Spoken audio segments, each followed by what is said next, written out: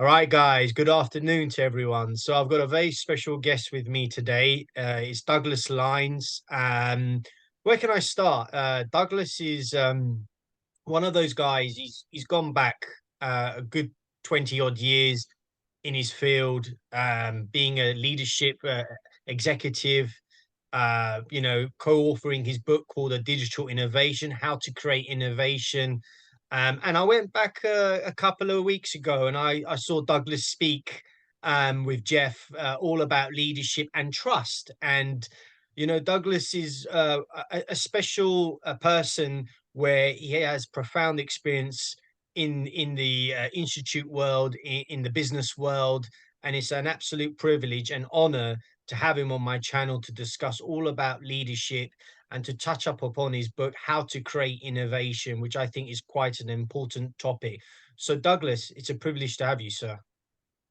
Yes, thank you very much, and it's quite a welcome and introduction. So it's wonderful to be with you today. So yeah, it's really great. Thank you. Tell us a little bit about yourself, Douglas. Tell us about, how you started your executive career. How did you get into this world? And we'll discuss about leadership in your book Sure. thereafter. Fantastic. Yes, thank you. Yeah, I am, as you can hear from my accent, I'm South African, and I started my career there. I was a chartered accountant, a qualified chartered accountant with Deloitte, both in South Africa as well as in America.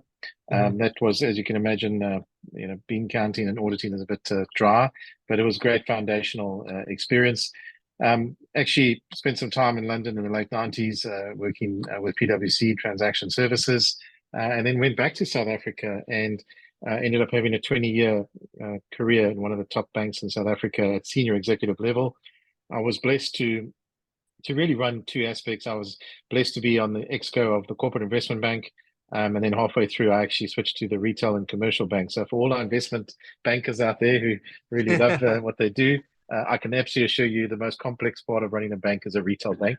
It's far more difficult than investment banking, but both worlds were wonderful. And to to really be, on the client facing side of both of those businesses was incredibly enriching, and I learned a lot. I managed a commercial bank during the 2008 financial crisis. So we had over 50,000 mid-market businesses that, Right. as I said, as bankers, we learned a lot. And then in between that, I was educated in the US at Duke University. I did my executive education there, and also worked with Duke and Stanford University and building what we call a D school, a design Right. thinking school, and we Mhm. commercialized some wonderful successes out of that, both in technology enabled businesses as well as non-technology businesses. And I became very aspirational in terms of wanting the speed of and agility of a speedboat. And big banks are like oil tankers; they don't have the same speed and agility.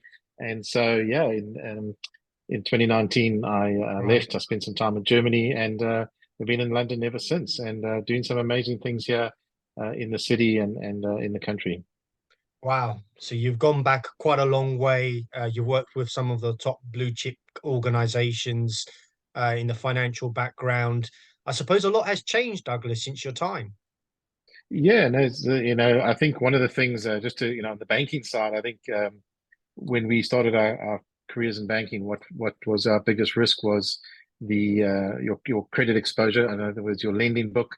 I think as my career came to its conclusion in Mm, that particular organization, it was more around what flowed through your accounts, and so things like anti-money laundering, right. organized crime, et cetera, and the tentacles of that. And so, yeah, I've had to be very, you talk about trust. I think you have to be very principled, and I've had to chase my fair share of gangsters around the world who stole money.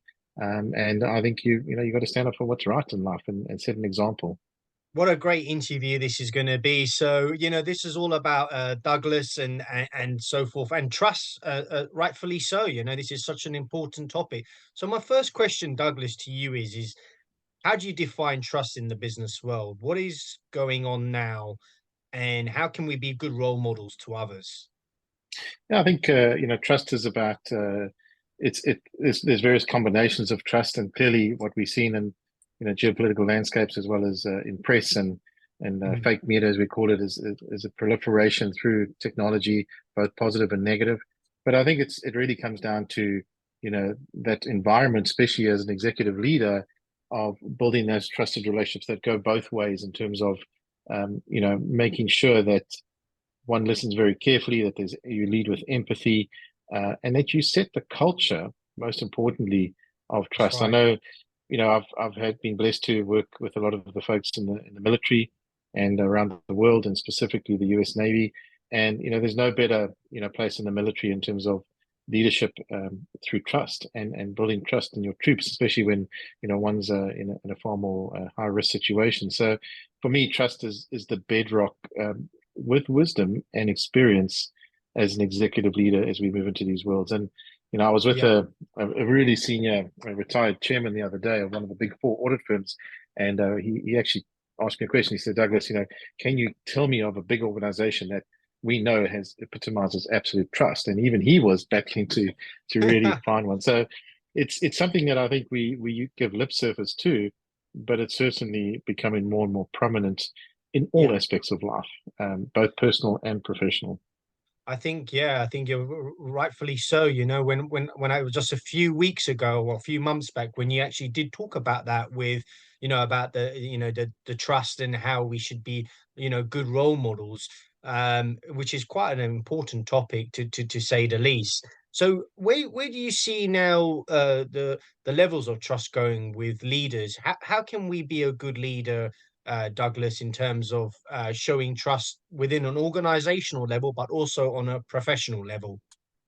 Yeah, and I think a very good question. I think it's multifaceted. I think for me, and I know I've shared with you my executive leadership canvas, which was an extension of beyond what we did beyond the book, and all the models that we did there, Yeah. and that really encompassed the various skills and attributes of not so much just an executive leader, but an executive leadership team. And Hmm. so for me, those again, I come back to that. We spend a lot of time on strategy as executives, but we should be spending the equal amount of time on culture, because part of Right. culture is, within embedded in culture is trust. And so for me, I think I'm very passionate about the amount of work that one can spend, and should be spending in culture, but equally Mm. balancing it with the right approach to strategy and agile strategy that unlocks something great. And again, I come back to those three bedrocks of experience, wisdom, and trust. Whether you build a strategy, whether you build a culture, you have to have all those components. Also, in my experience of True. leading large businesses, I think you lead through example with Right. trust. When the times are tough, you get onto the field with the guys. You're in the darkest corners. You there with them. You get them out of it.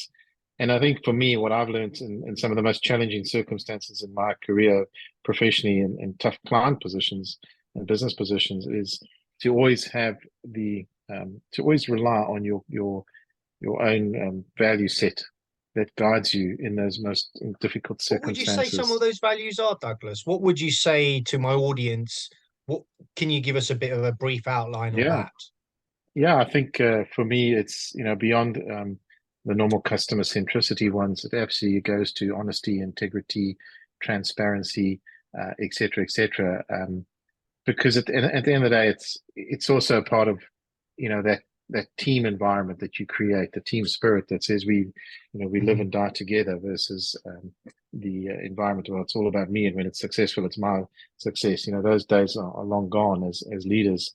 So we're swiftly moving into a servant leader model of deep empathy, and that comes back to, again, my passion for design thinking, because design thinking is premised on what we call deep empathy mapping of the customer needs, et cetera, et cetera. So I think, it's funny in life, we all get very busy. We're on operational treadmills in our business and professional life. True. And I think sometimes it's the ability to slow down, to listen very carefully, and to ask deeply refined questions, as you are asking today, that unlocks something special in that moment. And Do you think we do you think don't, we have a we short don't, listening span? Do you think, organizational level, at that level right now, our attention span is quite short when it comes to, directing leadership and also directing their proposals for their organizations? yeah.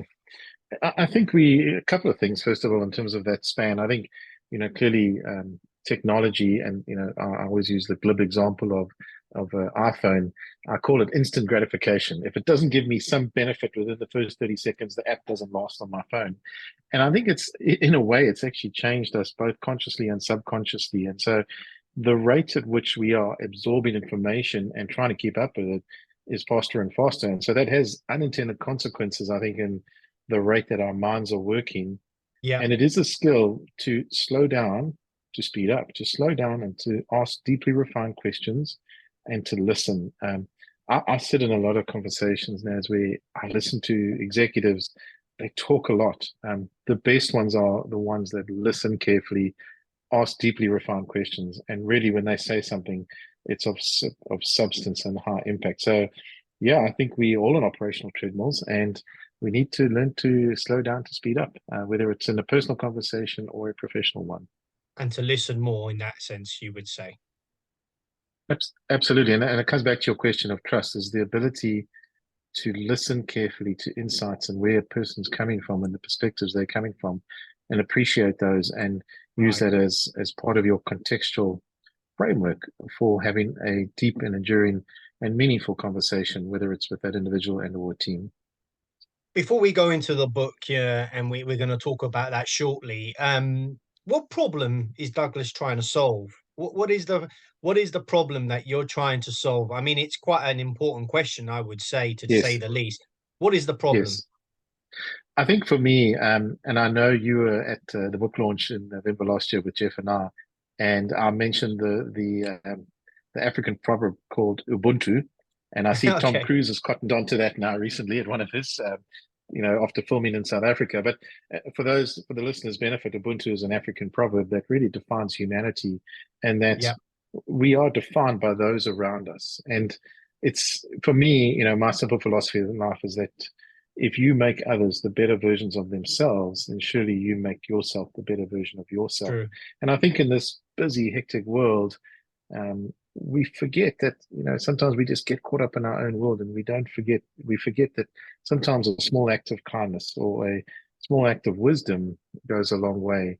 And it's Yeah. giving without the expectation of return and building, friendships and trusted relationships on that model. So the problem I'm trying to solve is to make the lives of as many people as I can touch, both professionally and personally, a better place, a better person, a better version of themselves, so that in essence I become a better version of myself.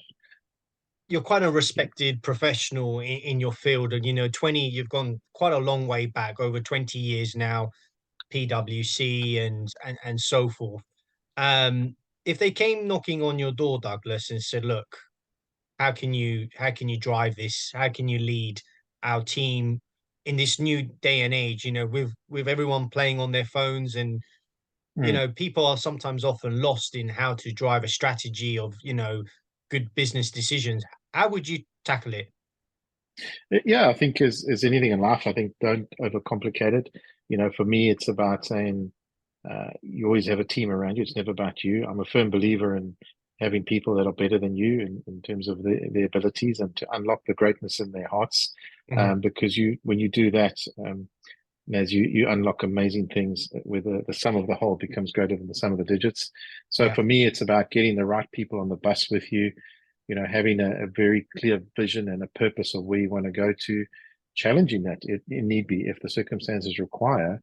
And most importantly, to challenge away from what I call dominant industry logic. I'm a big fan of challenging dominant industry logic, and I'll talk about that just now in my book. But it's Please. to really align a purpose and a deep purpose of why we're going in a certain direction. Of course, Right. make sure we're comfortable with that direction, have the team on board, have create that inspirational environment, but equally create the environment of trust as you go through. So yeah, it's that again. You probably see I'm talking more about culture and a team than I am talking about strategy because I really believe culture trumps strategy, quite frankly, in many respects. I hope you're all enjoying this video interview and learning all about Douglas's story. So, Douglas, let's talk about the book, Digital Innovation: How to Create Innovation, which you co-authored. Tell us a little bit about it, more about it. Yeah, it's yeah, I think in life, when I did my executive education in the US, my my coach who managed the program and was with me for a year, he gave me two pieces of advice after watching me for one whole year. He just said two things, Douglas. He says, number one, your ability to ask a deeply refined question is one of your most powerful assets.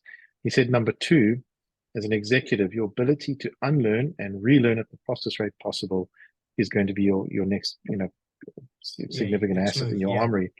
Mhm. So for me, when COVID was around, and I'd met some really good friends in an innovation conference in Belgium. We became part of a team of 65 people. There were four of us, the main four authors, and my colleague Stefan Diefenbacher, who I've got immense respect with, is the main author. And we teamed up, and first thing we did was we created a purpose. We said we wanted to make the world a better place, and we had 65 professionals, executives, and folks from academia around the world who Mhm. had really been part of innovation processes, culture processes, business model innovation processes. And so our purpose was to give something back to the world that makes the world a better place. And so, in essence, what we did was we not only wrote and authored a book on how to innovate and create Right. the best set of tools from ideation all the way through to commercialization. Um, we not only did that, but we also created a set of models that some of them were embedded in the book itself. But Quite a we big open book as source. well, wasn't it? It's Yeah, huge. yeah. Like, At the launch, it was quite heavy carrying those books, and yeah. it being 2.5 kilos each a book. But it is really a fantastic book. It's again, a deputy chairman said to me, he said, Douglas is like a executive MBA in one book. But we wanted to give back to the world a set of systematic tools and approaches which are proven, they're not theoretical, to really succeed in innovation. And so the other premise of the book was we fundamentally, looked at the world through three horizons of growth, and Right. horizon one being grow a business, horizon two being transform an existing business, and horizon three is innovating brand new businesses. And I was blessed having built an innovation business, and part of that was the D school I spoke of. I've had the benefit of running horizon one and two and three businesses. And yet we know that most executives, when we look at their operational burdens and treadmills they're running on, Mhm. really get to focus on horizon three businesses. And so part of our passion was not just to give a book to startups, but a book to corporates that actually could to challenge them to say, you're sitting in the belly of your business with amazing assets and capabilities, which you're not Right. using to create brand new businesses, which may or may not come back into the mothership. They may be spun off. And so we're deeply passionate about what I call innovation, which is more around brand new businesses, brand new value propositions, new customer segments you've never touched. And so the whole book is premised on that. Clearly, the models, where we're very excited about the models, is that we've open sourced them and we've given them to the world for free. So we're very proud Amazing. as a team, led by Stefan and the team. We're very proud that we have the largest database of innovation models on the web right Wow. now in the world, and we're continually adding to them. I know just recently I was having conversations with Stefan, and we're actually going to be You open seem quite sourcing them proud. to. You seem quite proud by It's the achievement. I think for all of us as a team, it was immense. And remember what I said is, the ability to relearn it as an executive True. is important. And for me, it was like going back to university, learning from all these highly skilled people, being part of a greater team, being led by Stefan and co, and learning from each other. And we literally did all this virtually. I think it was only after the book had pretty much neared completion that we all started to meet up in person. But we were bound by a common purpose. We were bound by we were just learning so much from each other. We were bound by the fact this was such an exciting project. But most importantly, we were proud because we were going to give something back to the world where it doesn't exist. And really it is. And having run an innovation business, had Yeah. I had the tools and things that are now available, I think I would have done it a lot differently. And it really is super exciting to be part of that team that was part of creating something really different for the world. So, but I think it goes beyond that. I think it goes to the point of Right. we want to get the message out there of saying how do we get executive teams to start thinking across three horizons? It's not to say you've got to go and spend all your time on horizon three thinking and Mhm. innovation, but it is something that we see as significantly lacking. And Jeff and I at IBM Group Limited, we see that there's a lot of global folks, executives we see, they really just run the business. Are they Yeah. coming knocking on your door saying, "Look, we need, Yes. we need help. Yes. We don't know where we're going with this." Did you have that? Yeah, I think there's a deep curiosity in terms of the thought leadership in combination with the Right. aspect of trust. Hmm. There is immense, attraction towards the combination of how do we unlock innovation and build deeper trust within organizations, whether it's with employees, whether it's with regulators, whether it's Yeah. with customers. And so it's that type of thinking that actually just when you slow down and you can see a business model canvas in front of you, a current business model canvas, what are the opportunities that exist? What can we unlock here? Hmm. I want to give you an example as to this particular point. So, when one of Sure. the things that we say that stifles innovation is that is what I call dominant industry logic. And so when you hire somebody from the same pool of industry, they're going to think similar to you. And what are you going to do? You're going to compare yourself to competitors. And innovation is actually about looking beyond what I would call the red ocean of the competitors, but the blue ocean of possibilities. And we see that in the executive recruitment market, in terms of folks that they're looking for, they want deep industry experience in the current industry. And we fundamentally believe there is a need for that, but there's equally a need to challenge that with a blend of diverse skills that come from different industries. And that's really where we see the opportunity to um, to bring innovation far more to the forefront in executive leadership teams is to bring that diverse talent mix in. But that's just one example. Yeah. There's many more out there. But to answer your question, incredible curiosity around the thought leadership and how to go about it through a systematic Right. approach, in combination with strategy. But again, I keep referring to this, the importance of deep thought, and planning around culture evolution.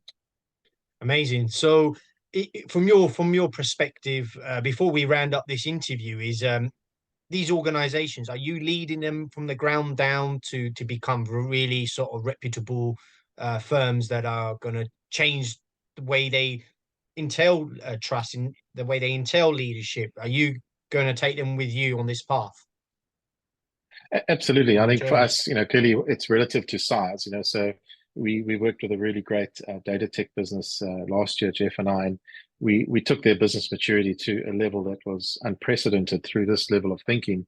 Clearly, in a big global, you have a more land and expand strategy where you look at a certain entry point, but I think it doesn't change the philosophy and the approach that we're doing. We know that there is great potential to unlock new growth horizons with this type of thinking, as Yeah. well as with the enablers that I've chatted about. And you're working with some of the biggest firms out there that are obviously taking you guys seriously, Yeah, right? absolutely.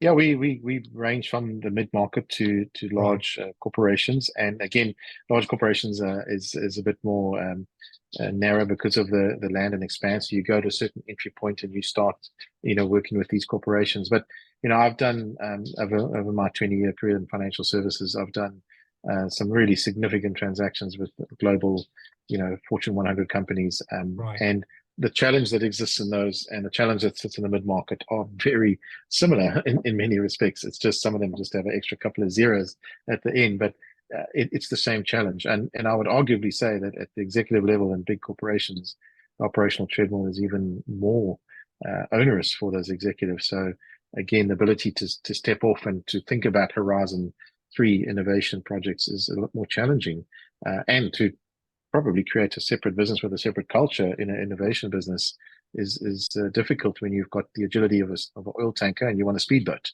So it's always Yeah. that. While an entrepreneur who's probably got a wild speedboat can maneuver a lot quicker, and hence the Depends. whole Yeah. proliferation of fintech in financial services. That's the reason it exists, for that very reason. To round this interview up, what is your message today, Douglas? What is it you want to share to an audience that I've grown nearly to 33,000 followers? And where can we find you and more details about what you do and so forth? Thanks. Yeah, I think first of all, I really believe in the African proverb of Ubuntu. So my message to Right. your viewers is number one, surely if you make others the best versions of themselves, you will make yourself the best version of yourself. Very That's the true. number one thing I want to leave. Number two that I want to leave is, for me, is this thought leadership of three horizon thinking, and really to, I'm sure you're going to share with the followers uh, the link to the book and to the models. Yes. Please, guys, go in there and really have a look at some of the best models. I wrote the one on business model innovation, and it's phenomenal. It's the number one download one, but there are amazing models out there that give you a far greater chance of success due to their systematic nature and proven nature of going from ideation to commercialization, and use them. They are really the best in the world that exist. And as I No, said, I've we're really seen it. passionate about, Mhm. yeah, we're passionate about businesses growing. We're passionate about being part of that movement of thought leadership around, this careful balance between Right. strategy, culture, but then the underpin of wisdom, experience, and trust is profound. So we just want to see the world a better place. And if we can play a small part in that, then that really drives to our overall purpose. It's an absolute privilege to interview Douglas and learn more about your journey and your story. It's a very interesting story to say the least, and I understand you're very passionate in this area. So to all my audience, yeah, do go and have a look at the book. And where can we find your book, Douglas? Where more I think information? there is a website. It's on Amazon, so you can find it on Amazon. But Yeah. actually, the models that are available online are on Digital Leadership website. I don't know if you're going to be sharing that with your We viewers will, as yeah, part of this. we will. I think that's the best place, because on that website Right. that you will share with everybody, a the link to the book, but b, most importantly, the link to the models, and you just register with your email address, and you will get free access to all the models. And as I said, we are updating all the time. Stefan and the team all the time with new models, new thinking. So you will have free access to the best systematic models in the world. Of course, I'm on LinkedIn, and I'm sure you'll share that with We will. with the, Yeah, the followers. And of course, I'm also a co-founder and director with Jeff Hudson Searle, my business partner, on great guy. IBEM Group Limited. And I'm Mhm. sure you'll share our website as well, and as with the followers. So yeah, lots of easy places to connect with us, both Jeff and Yeah. I. And we look forward to engaging with any of your followers to help them on their journey. Amazing. And is any final message you'd like to say, Douglas, to my audience? Is anything that, is burning inside of you that you'd like to share? Yeah, I think we are certainly. I call it. We talk about a VUCA world, and I believe we're in a BANI world now. BANI, brittle, anxious, Right. non-linear, and in some cases incomprehensible.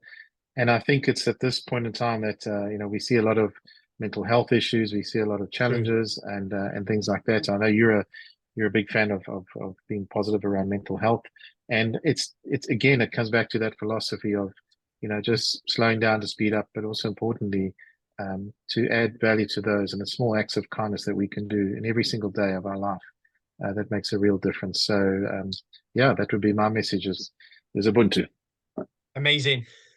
Thank you, Douglas, for your time. It's an absolute honor to have you on this channel and to also share, what your journey and how your journey has been carved out the last 20 years, especially around the book and the proverbs that you've shared. So, to all my audience, please do take a look at the links.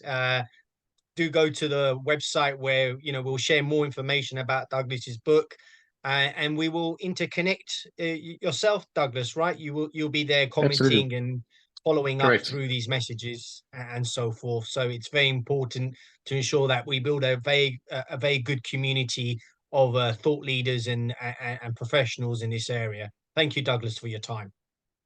Thank you, Naz, and all the best. Thank you.